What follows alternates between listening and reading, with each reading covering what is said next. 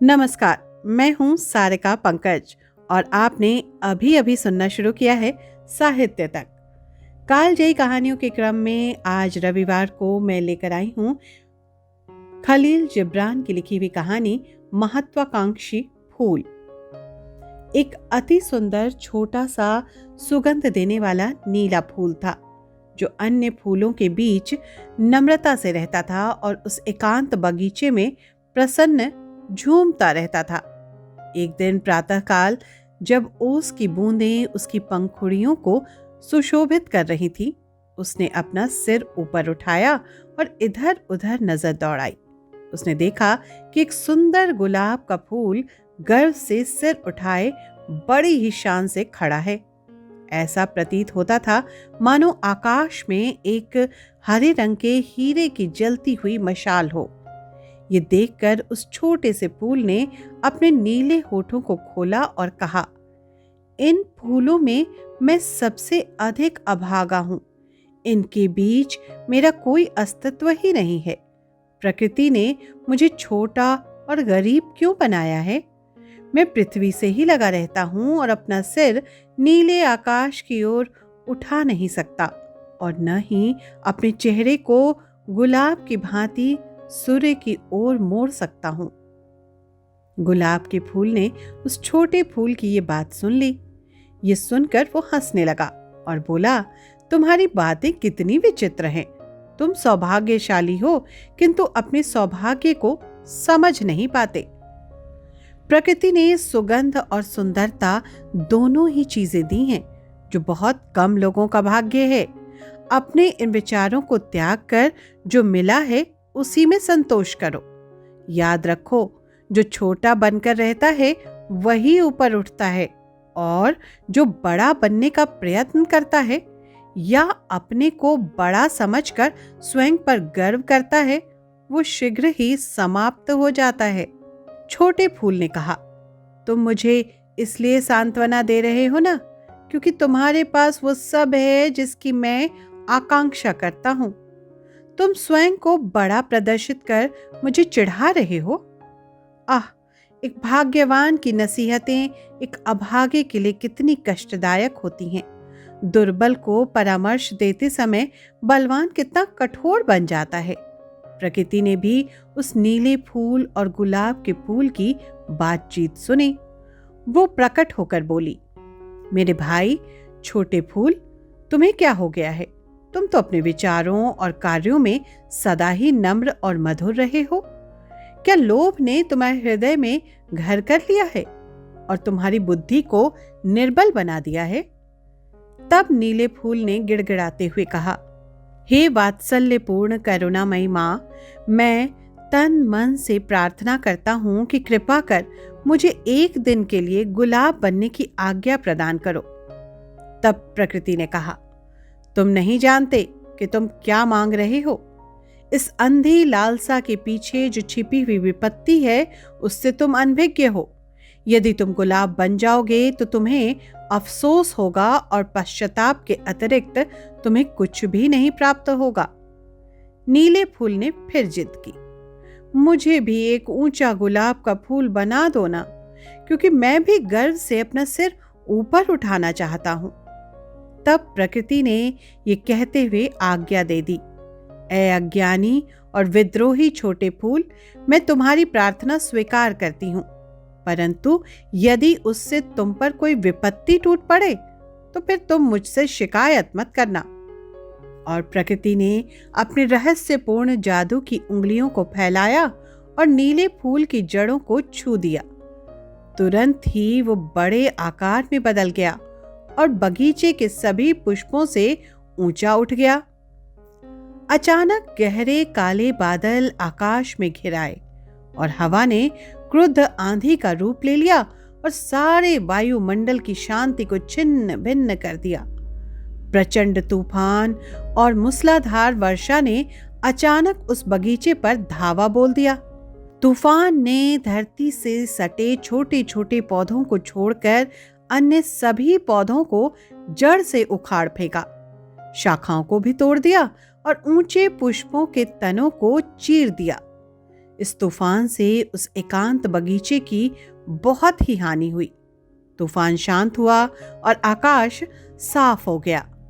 छोटे नीले फूलों के परिवार को छोड़कर जो तूफान में धरती के सीने से चिपट गए थे और बिना किसी हानि के सुरक्षित थे, सभी फूल ध्वस्त पड़े थे। पेड़ पौधों की ये दुर्दशा देखकर नीले फूलों में से एक ने कहा, देखो तो, तूफान ने अभिमानी पुष्पों का क्या हाल कर दिया है। दूसरा नीला पुष्प बोला, हम छोटे हैं और पृथ्वी के समीप रहते हैं, परंतु हम दैवी क्रोध से तो सुरक्षित हैं। तीसरा बोला, तूफान हम पर अधिकार पाने में असमर्थ है क्योंकि हम कद में छोटे हैं। इसी समय नीले पुष्पों की रानी ने अपने बगल में पड़े उस बड़े से नीले फूल को छिन्न भिन्न अवस्था में देखा और कहा, देखो मेरे बच्चों, लालच ने उस छोटे नीले फूल की क्या दुर्गति बनाई है, जो केवल 1 घंटे के लिए ही अभिमानी बड़ा फूल बन सका था। इस दृश्य को अपने सौभाग्य के लिए सदा याद रखो। ये सुनकर उस मृत प्राय पड़े बड़े फूल में हरकत हुई और वो अपनी बची खुची शक्ति को बटोरकर शांत भाव से बोला, तुम सब आत्मसंतुष्ट और निरा अहंकारी मूर्ख हो। मुझे कभी तूफान से भय नहीं लगा।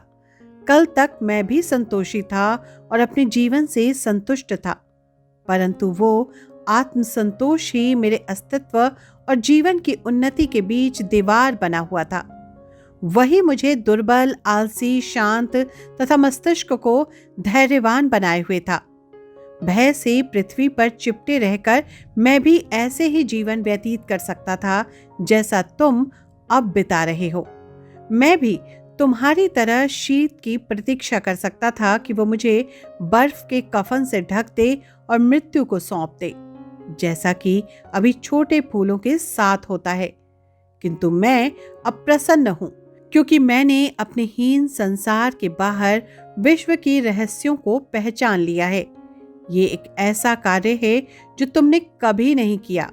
मैं अपने मन में आए लालच की उपेक्षा कर सकता था, परंतु मैंने रात्रि की नीरवता में लौकिक और परालौकिक तत्वों को आपस में बातचीत करते सुना कि सत्ता के पार की आकांक्षाएं ही हमारे अस्तित्व का प्रधान उद्देश्य हैं।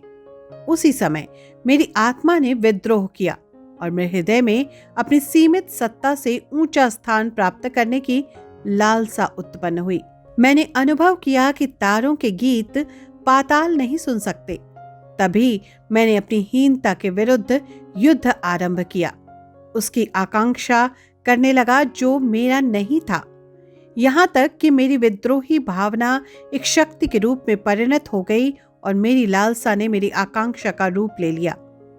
प्रकृति जो हमारे गंभीर स्वप्नों का प्रधान विषय है और हमारी इच्छाओं को पूर्ण करती है, उसने मेरी प्रार्थना स्वीकार की और मुझे अपनी जादू की उंगलियों द्वारा एक बड़े फूल में परिवर्तित कर दिया। ये कहकर वो बड़ा फूल चुप हो गया और फिर अभिमान और सफलता मिश्रित श्रृंग स्वर में बोला, मैं कुछ देर तक एक भव्य शानदार फूल की तरह रहा हूं। कुछ देर के लिए मेरी सत्ता एक सम्राट के समान रही है। मैंने विश्व को गुलाब की दृष्टि से देखा है। मैंने नभमंडल की कानाफूसी गुलाब के कानों से सुनी है और प्रकाश की तहों को गुलाब की पंखुड़ियों से सुना है। क्या कोई है जिसने ऐसा सम्मान प्राप्त किया हो? ये कहकर उसने अपना सिर झुका लिया और दम तोड़ती हुई आवाज में हांफते हांफते बोला, मैं अब चैन से मर सकता हूं क्योंकि मैंने अपने उद्देश्य की प्राप्ति कर ली है। मैंने अपने ज्ञान को अपने जन्म जन्म की संकीर्णता से बाहर विश्व में विस्तृत कर दिया है। यही जीवन के अस्तित्व का रहस्य है। तब गुलाब फड़फड़ाने लगा।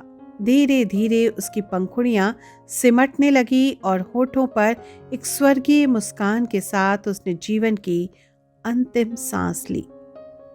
महान चिंतक, कलाकार, दार्शनिक, कवि और लेखक खलील जिब्रान प्रेम के पहरुआ रचनाकार हैं।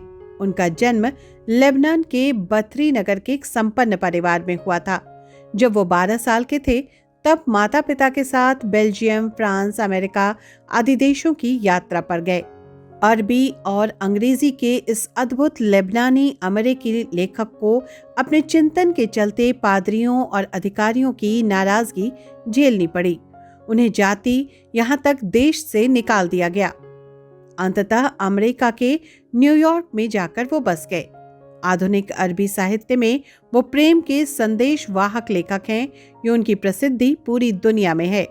खलील जिब्रान की जिन कृतियों ने पूरी दुनिया में धूम मचाई, उनमें द निम्सन of the valley, spirits, rebellious, broken wings, a tear and a smile, the processions, the storm, the madman, 20 drawings, the forerunner, the prophet, Sand and Fame, Kingdom of the Imagination, Jesus, the Son of Man, the Earth, Goddess, the Wanderer, the Garden of the Prophet, Lazarus and his Beloved शामिल है।